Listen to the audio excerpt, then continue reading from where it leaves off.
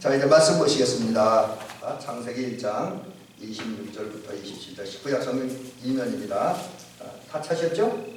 그러면 오늘은 한번 같이 읽어볼까요? 좀 색절이 조금 길 것 같기도 한데 한번 천천히 읽으세요. 우리 어르신들이 있으니까. 시작. 하나님이 이르시되 우리 형상을 따라 우리의 모양대로 우리가 사람을 만들고 그들로 바다의 물고기와 하늘의 새와 가축과 온 땅과 땅에 기는 모든 것을 다스리게 하자 하시고, 하나님이 자기의 형상 곧 하나님의 형상대로 사람을 창조하시되 남자와 여자를 창조하시고, 하나님이 그들에게 복을 주시며 하나님이 그들에게 이르시되 생육하고 번성하여 땅에 충만하라. 땅을 정복하라. 바다의 물고기와 하늘의 새와 땅에 움직이는 모든 생물을 다스리라 하시니라. 아멘.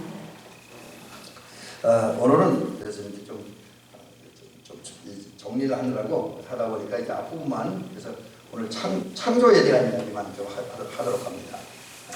자, 오늘 그래서 말씀을 한번 이런 식으로 제가 시작을 해봅니다. 왜냐하면 제가 지금 올해 저녁 예배 설교하는 그 흐름을 이야기하기 위해서, 또 의도를 말씀드리기 위해서 이렇게 이 얘기부터 시작을 해요. 우리 아마 권사님들도 그렇고 장로님께서도 그렇고 집 짓는 거 많이 보셨죠?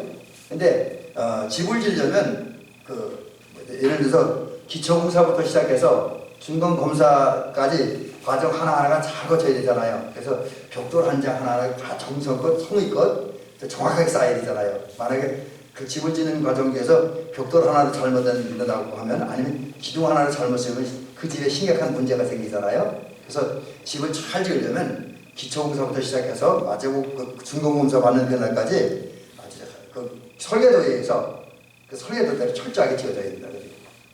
모든 제자리에 정확한 치수에 맞춰서 지어야 한다라는 겁니다. 제가 왜 이 말씀을 드리냐면, 우리가 신앙생활하는데도 우리가 이제 바른 신앙, 건전한 신앙을 가져야 돼요.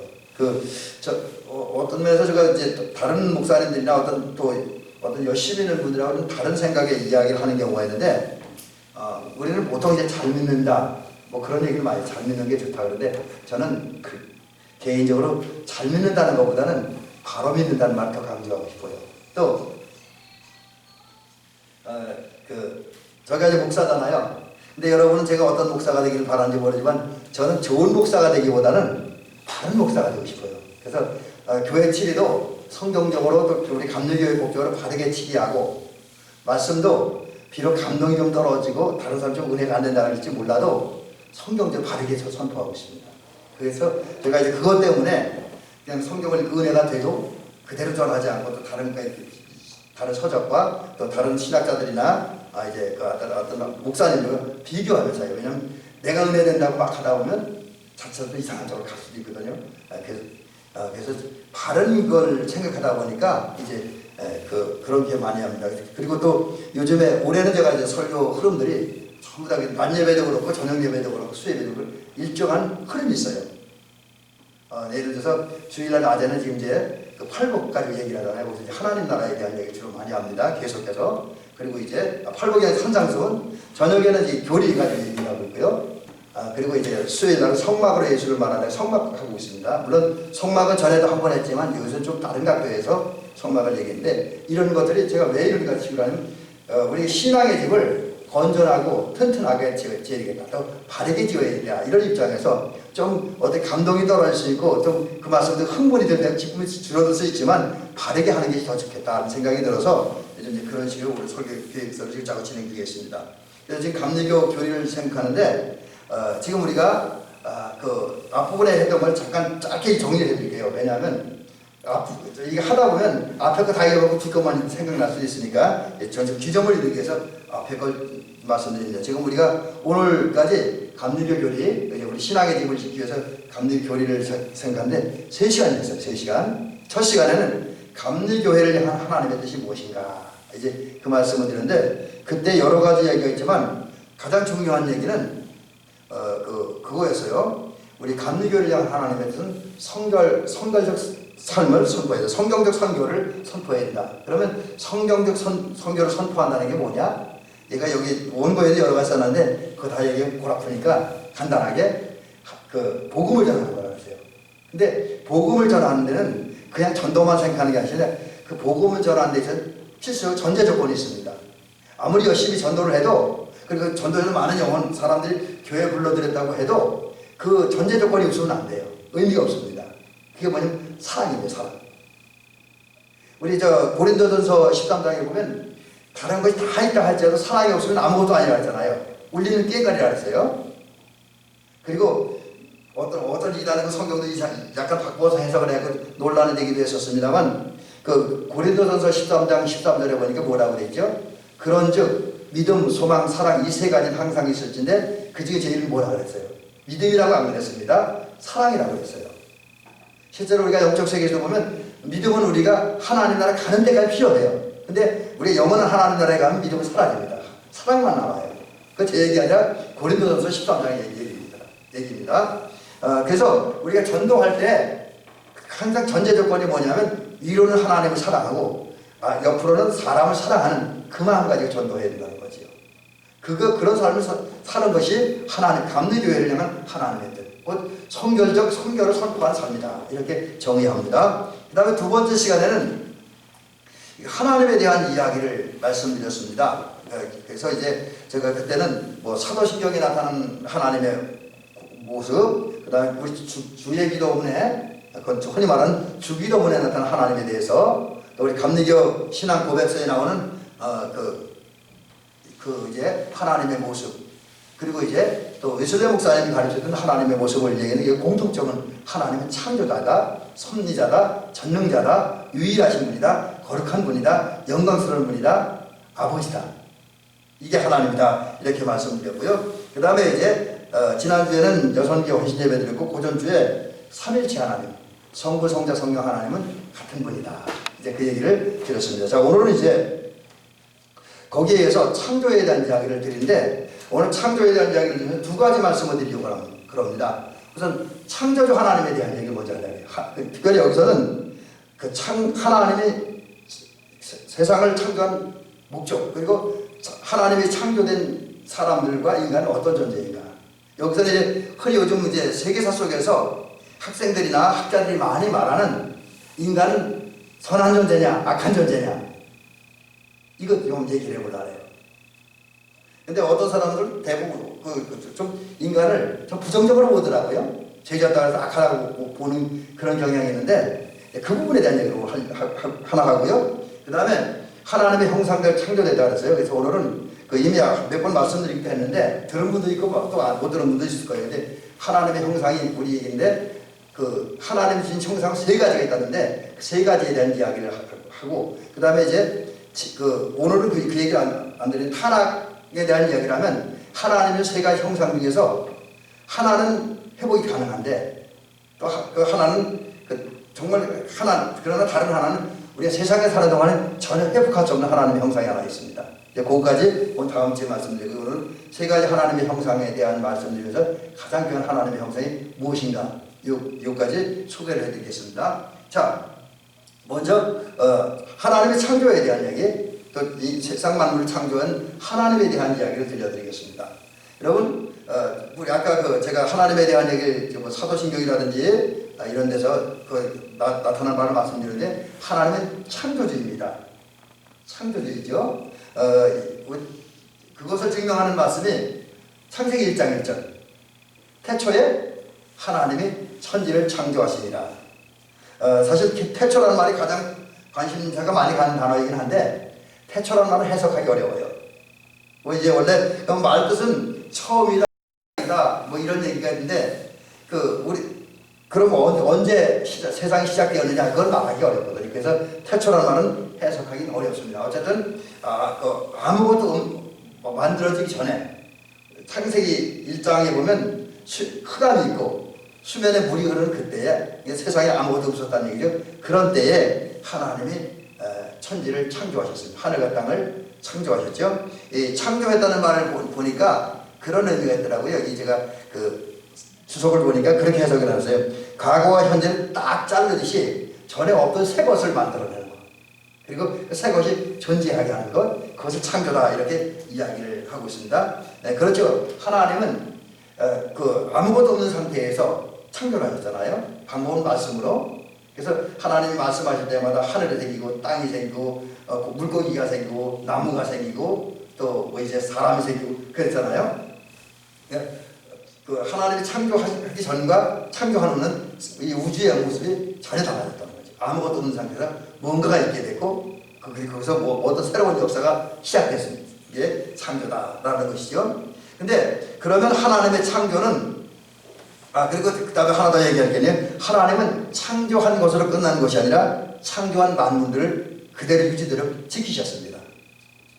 창조 질서라든지 창조된 그 피조물들이 정확하고 질서 있게 운행될 수 있도록 지키셨어요. 그 창조과학자들 얘기에 의하면 그 얘기하잖아요. 이제 하나님의 창조를 인정하면서 하나님 창조한 피조물을 하나님께 철저히 관리하지 않아서 만약에 어느 하나라도 고장이 났다고 한다면 우리 인간은 살 수 없을 것이다. 그래서 여러 가지 얘기하는데 지구와 태양과의 거리 관계 있잖아요. 그거라든지 이 지구가 이렇게 돌 때 15도가 기울어서 온다 그러죠. 이게 14도로 돼도 문제고 13도로 그 다음에 16도로 돼도 문제라는 거죠.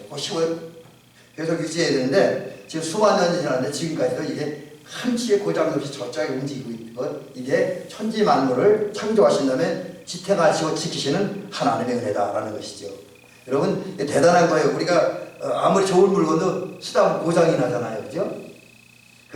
우리 차도 아직은 제 차 큰 고장은 안 났지만 그래도 우리 차는 가끔 고장도 나더라고요. 빵꾸도 나기도 하고 말썽 생기고 그러더라고요. 어제 우리 조 권사님하고 그 지방에 가는데 갑자기 이제 신경이 쓰여서 엔진 소리가 평상시에 조금 다르게 들리더라고요. 가끔 그런 데가 있어요. 근데 물론 올 땐 다시 정리가 됐습니다만 이제 그런 걸 느끼죠. 아무리 좋은 기계도 고장이 나요. 제 컴퓨터를 하도 많이 썼더니 이것저것 많이 들어서 버벅거려지고 그래서 프로그램을 다시 한번 재설치해서 또 그래요. 그래서 또 한번 지금 다시 설치해야 되는 그런 지경에 있습니다. 물론 저는 돈 안 들고 제가 하니까 별 문제는 안 되지만 하여튼 세상에 있는 물건들은 다 망가져요. 근데 하나님은 능력의 하나님이기 때문에 능력으로 천지를 창조하시고 그것이 한치의 고장도 없이 수천 년 수만 년이 흘러갈 때 지키시고 보호하시고 지탱해 나가는 그런 하나님이다라는 거죠. 그 다음에 이제 하나님의 창조는 선한 창조다. 특별히 인간을 향한 그 창조는 선한 것이었다. 그런 면에서 보면 여러분 흔히 이제 역사 윤리학이나 이런 데서는 성선설, 성악설 인간을 가리켜서 성선설, 성악설을 주장해요. 고대 우리 학자들 공자, 맹자 이런 분들 보면 제가 지금 그분들이 어떤 얘기하는지 모르는데 그분들 입에서 나온 얘기 가운데 어떤 학자들은 인간은 악한 존재다. 태어날 때부터 악한 존재다 이렇게 얘기를 하고 또 어떤 사람들은 인간은 선한 존재다. 그렇게 이야기를 해요. 근데 또 기독교인들 가운데 일부 또 많은 분들은 인간은 악한 존재라고 얘기를 하기도 해요. 왜냐하면 범죄했으니까. 물론 그 말이 틀리지는 않아요. 그런데 창조 역사를 가보면 인간은 악한 존재가 아니라는 거예요. 왜냐하면 여러분 하나님께서 창세기 1장 31절에 보면 물론 그 이전에 천지 만물이 하나하나 창조할 때마다 하나님 기뻐하셨다 그랬어요. 근데 인간을 창조하신 다음에는 또 하나 그런 표현하는데 더 추가하는 단어가 있죠. 여기 창세기 1장 31절에 보니까 하나님이 지으신 그 모든 것을 보시니 하나님 보시기에 심히 좋았다는 거죠. 심이라는 말을 더 썼어요. 다른 피조물이 만들어졌을 때는 창조되었을 때는 그냥 하나님 보시기에 좋았더라 그랬는데 심히 만족하셨다는 거예요. 그러니까 하나님이 계획한 대로 하나님 의도한 것에서 한치 오차나 틀림도 없이 정확하게 창조되었다. 하나님의 계획대로 하나님의 목적대로 창조되었다는 거죠. 거기다가 우리가 오늘 본문에도 보니까 인간은 하나님의 형상대로 창조됐다 했잖아요. 이 형상이라는 말이 이제 원래 원어로 보니까 닮았다라는 뜻이죠. 닮았다. 그러니까 하나님을 닮은 모습으로 창조되었다는 거죠. 이 두 가지. 인간이 하나님의 형상대로 창조되었고 또 다른 피조물과 함께 인간을 창조하실 때 하나님이 심히 만족하였다라는 사실을 보면 인간은 인간을 향해서 성악설을 주장할 수는 없다라고 하는 거지요. 적어도 하나님이 처음 창조하신 인간. 제가 그래서 이 다른 이제 강의 원고에서는 이걸 인간 본래의 모습이라고 제가 기록을 해놨어요. 인간 본래의 모습. 그러니까 하나님이 창조하신 그 인간은 악한 인간이 아니라는 거죠. 물론 범죄에서 악해졌긴 하지만 그래도 이제 근데 그러다 보니 거기가 뭐 이제 타락해서 완전히 타락했냐 조금 그래서 선한 뭐가 남았느냐 뭐 그런 이제 이런 다툼도 있어요. 뭐 일반에서 그렇지 않지만 신학계에서는 신학을 연구하는 분들은 인간의 타락이 완전히 타락해서 선한 게 전혀 없느냐 안에 조금은 남았느냐 뭐 이런 가지고 신학자들끼리 논란을 합니다. 대부분의 우리 이제 기독교가 서양 기독교의 영향을 받았기 때문에 전적으로 악하다 그래요. 선한 구석이 하나도 없다. 그렇게 이야기를 합니다. 근데 예수님 목사는 조금 다른 얘기래요. 조금 다른 얘기. 물론 그 인간이 전적으로 타락함을 부정하는 건 아니지만 그래도 그 하나님의 은혜에서 회심할 가능성은 있다. 뭐 이제 그런 식의 주장을 합니다. 어쨌든 그건 타락한 이후의 인간이고 적어도 창조할 당시의 인간은 악한 인간은 아니었다. 선한 인간이었다. 라고 할 수 있습니다. 그래서 저는 어떤 면에서 그래서 인간의 성선설을 그렇게 주장을 해요. 네. 하나님 창조한 인간은 선한 인간이었기 때문에. 그리고, 하나님은 인간만 선하게 창조하신 것이 아니라 모든 피조물을 다 선하게 창조하셨어요. 선한 목적을 가지고, 선한 의도를 가지고 창조하셨습니다. 그러기에 하나님의 창조는 선한 창조다. 그렇게 이야기할 수 있습니다. 그렇다고 한다면 우리는 우리 자신의 가치, 또 우리 주변에 있는 모든 피조물의 가치를 인정해야 돼요. 세상에 있는 모든 것은 가치 없는 게 아무것도 없어요. 어떤 데 그런 생각이 들죠. 우리 주변에 여기 아마 농사 짓는 분들이 뱀 좋아하는 사람도 없죠, 그죠? 근데 여러분, 뱀도 세상에 없으면 문제가 심각하게 생긴대요. 뱀도 어떤 생태계 질서를 유지하는데 도움이 되는 짐승이라는 거죠. 동물이래요. 그러니까 무슨 얘기냐면 하나님의 창조하신 피조물은 쓸모없는 것이 아무것도 없다는 거예요. 다 가치 있다는 거. 그래서 우리는 모든 피조물들을 다 귀하게 여기는 그런 저와 여러분들이었으면 좋겠습니다. 자, 그러면 이제 하나님 창조한 인간의 모습에 대한 말씀을 좀 드려봅니다. 우선 아까 조금 이제 연결되는 말씀을 다시 드립니다. 반복되는 말씀. 여러분, 우리 인간 속에는 하나님의 형상이 있습니다. 비록 그 불신자에게라도 좀 이 말은 좀 극단적이긴 한데 불신자에게도 하나님의 형상이 전혀 없지는 않습니다. 왜냐하면 불신자는 양심은 있잖아요. 그렇죠? 양심 없는 사람 세상에 없잖아요. 아무리 못된 짓을 해도 양심은 있습니다. 자기가 뭐 나쁜 짓을 하면 자기가 잘못한 건 알잖아요. 그 얘기, 그 사실은 하나님의 형상이 그 안에 있기 때문에 그렇다는 거죠. 뭐 이것도 이제 우리 다른 교단 얘기하면 전적 타락설을 주장하는 그런 어떤 신학하는 분들에 의하면 부정될 얘기인데 우리 감리교적 입장에서 보면 인간이 양심이 있어서 자기 잘못을 느낄 수 있는 것, 또 누군가를 사랑할 수 있다는 것, 그것은 인간 속에는 하나님의 형상이 있기 때문에 가능하다라고 하는 거죠. 여러분, 인간에게는 하나님의 형상이 있습니다. 다른 말은 하나님의 성품이 있다라고 하는 거죠. 그럼 하나님의 성품이 있다라고 하는 건 무엇이라는 얘기냐? 그거는 인간에게는 사랑이 있다는 거예요. 사랑. 그래서 모든 인간은 다 사랑하잖아요. 아무리 못된 사람도 제 새끼는 사랑하잖아요. 그죠? 물론 각각 지금 세상에는 제 새끼도 사랑하지 못하는 그런 뭐 동물 같은 인간도 간혹 있긴 합니다. 근데 그런 사람들까지도 그래도 그들이 사랑하는 게 있긴 있어요. 뭐든지. 이게 사랑이 있다는 거. 그게 하나님의 형상이 있다는 거고, 그 다음에 또 하나는 그 사랑과 동전의 양면성 같은 건데, 그럼에도 연결된 거예요. 정의가 있다는 거죠. 옳고 그름을 안다는 거예요. 여러분, 도둑들도 옳고, 자기들이 도둑질하는 것도 도둑질하는 게 나쁘다는 걸 알잖아요. 근데 뭐 여러 가지 이런 이유, 저런 이유 때문에 도둑질을 하지만 도둑 잘못되는 걸 알아요. 그러니까 그것도 하나님의 형상이기 때문에 그런 거예요. 또 하나님의 형상, 곧 하나님의 성품이 우리 안에 있다는 것은 우리가 양심이 있잖아요. 잘잘못 느끼는 거, 또 이성도 있고, 또 이제 감정도 있잖아요. 희노애락을 느끼는 거. 이런 것들이 다 이제 하나님의 형상을 가졌기 때문에 있는 것이다라고 할 수 있습니다. 자, 근데 이제 하나님의 형상을 가진 인간을 생각할 때 우리가 중요하게 생각할 부분이 뭐냐면 이제 우리 인간에게는 양심이 있고 이성이 있다.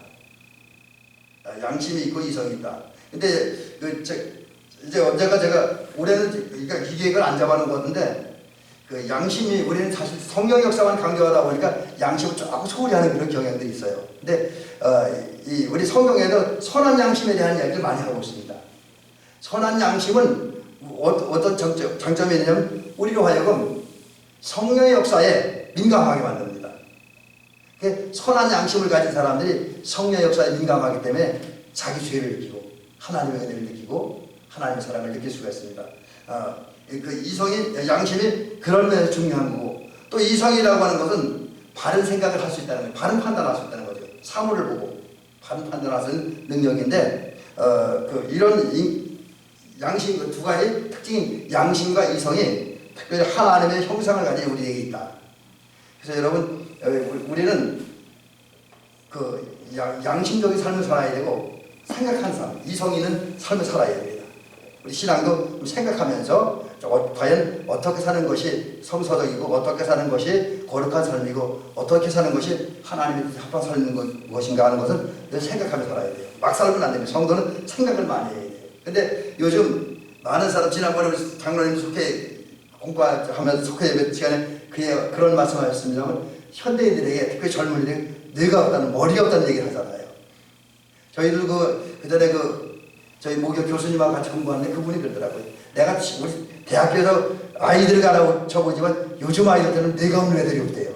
생각을 안 한대요. 그 전에 저 오장서 목회할 때 청년들하고 성경 공부를 하는데 제가 자꾸 질문했어요. 이제 예수님 만들기 질문했더니 어느 날 청년 하나가 목사님 묻지 마세요. 그냥 목사님 다 설교하세요 그러더라고요. 한마디로 제가 뭘 해서 질문하면 대답하기 싫고 생각하기 싫다는 거죠. 그냥 목사님이 알아서 다 얘기해달라고 그러더라고요. 이제 이건 하나님의 형상을 가진 사람다운 삶이 아닙니다. 하나님은 하나님의 형상을 주시면서 그 형상을 통해서 우리에게 양심과 이성을 주셨으므로 우리는 이제 양심과 이성을 잘 활용하는 저와 여러분이 될 줄로 믿습니다. 자, 그 다음에 이제 이것과 조금 다른 차원에서 이제 하나님의 형상 세 가지를 말씀드리려고 하는데, 이제 이거는 사실 성경에는 이런 단어는 없습니다. 이런 용어는 없습니다. 근데 이제 우리 이제 감리교 신학에서 또 특별히 외술대 목사님 설교 속에서 나타난 세 가지 형상을 얘기를 하는데, 하나님의 형상 중에 자연적인 형상이 있다고 해요. 굉장히 어려운 얘기입니다. 사실 저 이거 오늘 준비하면서 저도 생각 많이 했는데, 자연적인 형상이 있습니다. 이게 뭐냐면 자연적인 형상을 가졌다고 하는 것은 그냥 뭔가를 이해할 수 있고 느낄 수 있는 그런 거예요. 특별히 하나님을 알 수 있는 거, 이런 건데, 이 자연적인 형상 속에는 세 가지 특징이 있습니다. 세 가지 요소가 있는데, 하나는 이해력. 이해력은 말 그대로 뭔가를 아는 겁니다. 그래서 이제 생각을 바로 해서 하나님을 아는 거, 하나님 마음을 알고 하나님의 뜻을 알고 하나님의 생각을 알고, 이게 이제 이해력 등에 속하는 거지. 그리고 그 다음에 이제 의지. 의지라고 하는 건 원래 기본적인 뜻은 뭔가를 해보겠다는 그런 마음, 생각, 그런 목표 이런 것을 말하는데, 적어도 자연적 형상을 가진 인간들은 하나님이 원하는 삶을 살겠다, 거룩하게 살겠다라고 하는 의지가 있는 거지. 자연적 형상이 있기 때문에 이게 자연이 생겨난 형상이에요. 하나님께서 인간에게 형상, 특히 그중에 자연적 형상을 주셔서 자연스럽게 하나님의 뜻대로 살겠다, 바르게 살겠다, 의롭게 살겠다는, 또 좀 더 발전적인 삶을 살겠다는 의지를 갖게 하는 거죠. 그 다음에 자연적 형상 속에 하나는 자유에 대한 갈망과 욕망이 있습니다. 근데 자유가 뭐냐? 자유는 사실 많은 사람들이 오해를 하고 있어요. 자기 마음대로 자기 멋대로 하는 것이다, 뭐 이렇게 생각을 하는데, 국어사전에 그런 뜻도 있더라고, 있기는. 근데 고민해 보니까, 국어사전에 찾아보니까 자유를 또 이렇게 잘 정해놨어요. 뭐냐면 자기 마음대로 살긴 하는데, 자기 원하는 대로 살긴 하는데 법이 정한 범위 내에서. 이게 문제예요. 그냥 자기 마음, 그냥 아무렇게나 막 사는 게 아니라 자유롭게 사는데, 원하는 대로 생각하는 대로 하는 대로 사는데 법이 정한 범위 내에서. 이게 이제 일반적인 의미에서 자유라고 하는 거죠. 우리 그렇게 신앙적인 입장에서는 그럼 자유가 뭐냐? 성경 말씀 범위 내에서 하나님 허락하신 범위 내에서 제한받지 않냐고 억눌리지 않냐고 자유롭게 사는 거예요. 그러니까 쉽게 얘기하면 주 안에서, 말씀 안에서. 근데 하나님은 인간에게 하나님 형상을 주셨는데 그 하나님 형상 중에 하나가 자연적 형상이고, 자연적 형상 속에서는 하나님의 말씀이나 범위 내에서 자유롭게 살려고 하는 의지를 주셨다라고 하는 거죠. 근데 거기서 나온 욕망 중에 하나가, 하나님 자유의지 속에 나온 욕망 중에 사랑이다. 사랑이다라고 하는 거죠. 그 다음에 여기 이렇게 자연적 형상을 가진 인간이기에, 인간은 어느 순간에 저거 타락하기 전에 능력을 발휘했습니다.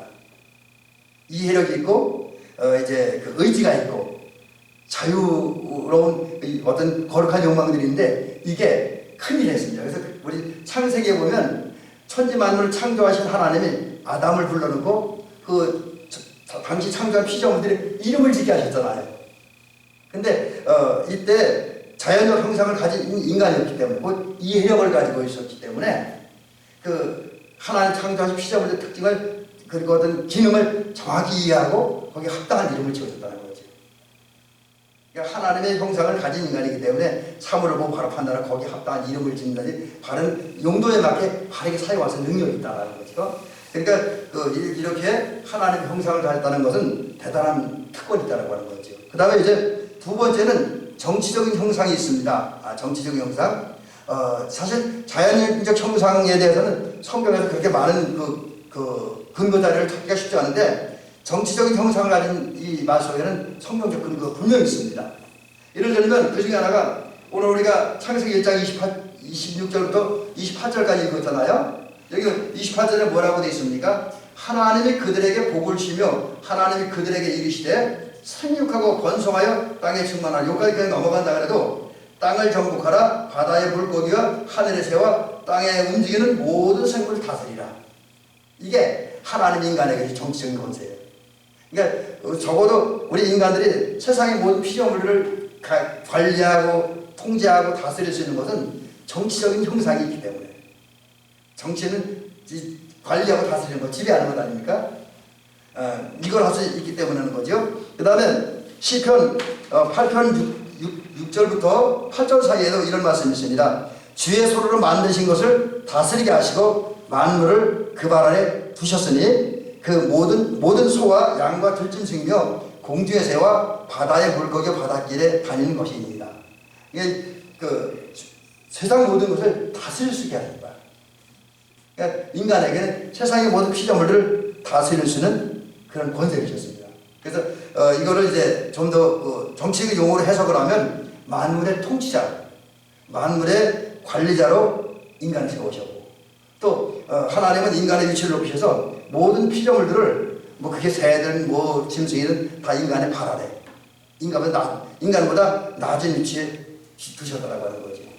때문에 인간에게 또 의미가 있는데, 이 정치적인 형상을 가진 인간은 곧 다른 모든 피조물을 관리하고 다스릴 수 있는 그런 특권을 가진 인간이기에, 인간은 하나님이 창조하신 모든 피조물들을 하나님의 뜻에 맞게 잘 관리할 필요가 있다는 거죠. 그러니까 여러분, 우리 특별히 성도들이 하나님의 형상, 하나님이 만든 피조물을 파괴하고 우주 질서를 망가뜨리는 건, 이건 정치적 형상을 가진 성도답게 사는 일이 아닙니다. 우리는 모든 피조물을 살리고 지키고 보호하는, 잘 관리하는 그런 모습으로 살아가야 돼요. 그래서 우리가 있기 때문에 우리 주변에 나무가 잘 자라야 되고, 우리 주변에 곡식들이 잘 자라야 되고, 우리 주변 환경이 깨끗해져야 됩니다. 그런 면에서 보면 우리가 이제 요즘 여러 가지 자연 보호에도 좀 관심을 가질 필요가 있다는 사실을 느끼게 되어집니다. 자, 이제 마지막 얘기, 이제 이 도덕적 형상에 대한 얘기를 하게 되는데, 성서적 근거는 에베소서 4장 24절 말씀입니다. 하나님의 뜻을 따라 의와 진리의 거룩함으로 지으심을 받은 새 사람을 입으라. 여기서 이제 도덕적 형상은 이제 말 그대로 하나님의 성품을 가진 거예요. 이런 사람들은 그 삶이 어떻게 되느냐. 에베소서 4장 24절에서 말씀하신 것처럼 의롭고 거룩한 삶을 살아야 된다는 거죠. 의롭고 거룩한 삶. 그래서 그럼 의로운 삶이 뭐냐면 모든 생활을 올바르게 또 모든 생활을 농사를 짓든 교회 생활하든 어떤 가정 생활하든 하나하나 대충 하지 말고 충실해 있는 내용 있는 삶을 살아야 된다. 의롭게 사는 것은 올바르게 사는 것이고 또 모든 삶에 충실하는 것. 그 다음에 좀 더 신앙적인 의미에서 로마서적인 입장에서 얘기하면 하나님부터 의인이 인정받는 것도 의롭게 사는 거고요. 그건 믿음으로 사는 거고 그 다음에 하나님과 믿음으로 사는 가운데 기도하는 가운데 좋은 관계를 만들고 유지하는 것도 의로운 삶이다. 그렇게 이야기할 수 있습니다. 그 다음에 거룩한 삶은 비록 우리가 이 세상 속에 살지만 죄와 악으로 부패한 세상에 물들지 아니한 그런 모습을 살아가는 것. 며칠 전에 지난 금요일 날인가요? 우리 사모님하고 잠깐 제가 차 타고 좀 시간이 있어갖고 또 서재실에 들어가서 공부를 하는 이 옷이 다 젖어갖고 책이 다 젖을 것 같아서 앉아있는 사모님 나오라 그래서 거기 같이 걷자 그래고 걷다가 거기 최고 목사님 다리까지 갔다 오르다가 여기 정봉장선 변호님 댁에 보고 맛있는 소나무가 있잖아요. 그래서 산 넘어 소나무 탁 찍으면서 제가 그 생각을 했습니다. 저의 성품과 저의 그 삶이 저 푸르른 소나무처럼 저 세상에 물들지 않은 열정이 푸르르고 깨끗 곧게 살았으면 좋겠다. 그런 생각을 했습니다. 요즘 이제 나이가 좀 먹어가고 또 이제 목회 점점 이제 은퇴할 연령이 가까우다 보니까 마지막에 구질구질하니까 그게 걱정돼서 그런 생각을 해봤습니다. 여러분 우리가 사는 세상은 사실 이것저것에 유혹받고 자칫 잘못하면 나이가 먹어갖고 어떤 이러다 보면 구질구질하기 쉬워요. 처음엔 안 그랬는데 변질되기 쉬워요. 이제 근데 그런 삶은 하나님의 형상을 가진 특별히 하나님의 형상 중에 도덕적인 형상을 하나님으로 선물로 받은 사람다운 삶이 아니라는 거예요. 비록 세상 환경이 더 안 좋아도 거기서 푸른 소나무처럼 고든 소나무처럼 푸르게 곧게 살아야 된다는 거죠. 그렇게 살아가는 것이 도덕적인 형상을 가진 삶의 모습이다. 그리고 실제로 우리가 그렇게 의롭고 거룩하게 살 때에 우리는 하나님을 알 수 있다는 거죠. 여러분 하나님을 안다는 거 제가 이제 언젠가도 안다는 말의 의미를 설명했는데 그 하나님을 아는 거는 내가 바로 살면서 하는 거예요. 배워서 공부해서 아는 부분도 물론 많이 있습니다만 실제로는 진짜 아는 거는 실천해 보는 거예요. 그래서 내가 정말 하나님 앞에서 의롭게 살고 거룩하게 살고 악에 물들지 않은 삶을 살면 그 삶을 통해서 하나님을 알고 하나님을 느낀다는 거죠. 하나님의 마음도 알 수 있고 하나님의 뜻도 알 수 있고 하나님의 진리도 알 수 있다라고 하는 거죠.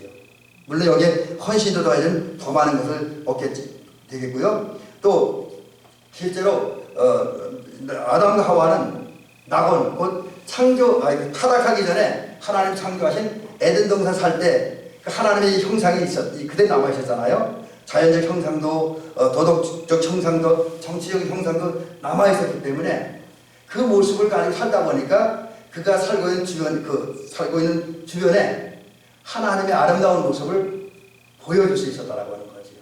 여러분 실제로 저와 여러분들이 하나님의 은혜로 성령의 역사하심으로 정치적인 형상, 도덕적인 형상, 자연적 형상을 온전히 회복하면 그리고 그 모습을 따라 살면 우리 주변 사람들에게 하나님을 보여줄 수가 있습니다. 굳이 드러내려고 하지 않아도 우리 자연스러운 삶을 통해서 하나님을 보여줄 수가 있고 예수님을 보여줄 수가 있고 말씀대로 사는 삶이 무엇인지를 보여줄 수가 있고 의롭고 거룩한 삶이 무엇인지를 보여줄 수가 있습니다. 물론 이게 이제 말처럼 쉬운 건 아니에요. 굉장히 수준 높고 차원 높고 의미 있는 삶입니다. 저는 그 성령 충만한 삶을 이제 어떤 분들은 방언하고 예언하고 병 고치고 이런 성령 충만한 얘기를 많이 하는데 저는 성령 충만은 그쪽보다는 삶 쪽에 관심을 두고 있습니다. 그래서 어쩌면 저는 심지어 영성운동가보다는 오히려 삶에 지금 관심을 많이 갖고 있어요. 물론 그렇다고 누가 신목사 네가 그럼 그렇게 거룩하게 아름답게 살아가냐 그렇게 말하면 예라고 자신 있게 대답은 못해요. 그러나 적어도 그쪽에 관심을 갖고 있습니다. 그리고 그렇게 살려고 최선을 다해 노력을 하고 있습니다. 근데 여러분 성령 충만이라는 것은 물론 해석하는 각도에서 조금 차이는 있을 수 있지만 그 은사 받고 능력 행하고 병 고치고 귀신 쫓아내고 방언하고 예언하고 환상 보고 이것도 성령 충만한 역사인 건 사실입니다. 그러나 정말 성령 충만한 건 성령의 감동을 받아서 하나님의 형상을 회복한 다음에 제가 조금 전에 말씀드린 세 가지 형상을 다 회복하고 그 모습 사는 가운데 하나님을 보여가지고 예수님을 보여가지고 하나님의 진리를 사람들에게 삶을 통해서 보여줄 수 있다면 그것이야말로 진짜 성령 충만한 성도의 모습이고 하나님의 형상을 가진 사람의 모습이다라는 사실입니다.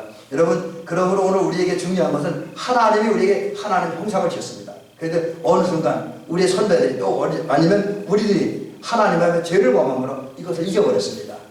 이제 우리 이걸 찾아야 됩니다. 이걸 찾아야 돼. 그래서 여러분, 우리의 기도의 가장 영적인 관심사는 뭐여야 되냐? 그 목표는 뭐여야 되냐? 하나님의 형상을 회복하고 하나님 나라가 내 안에 전전되는 것을 우리 삶의 목표로 삼게 돼요. 그것을 위해서 사모하고 기도하고 몸부림치고 애쓰시기 바랍니다.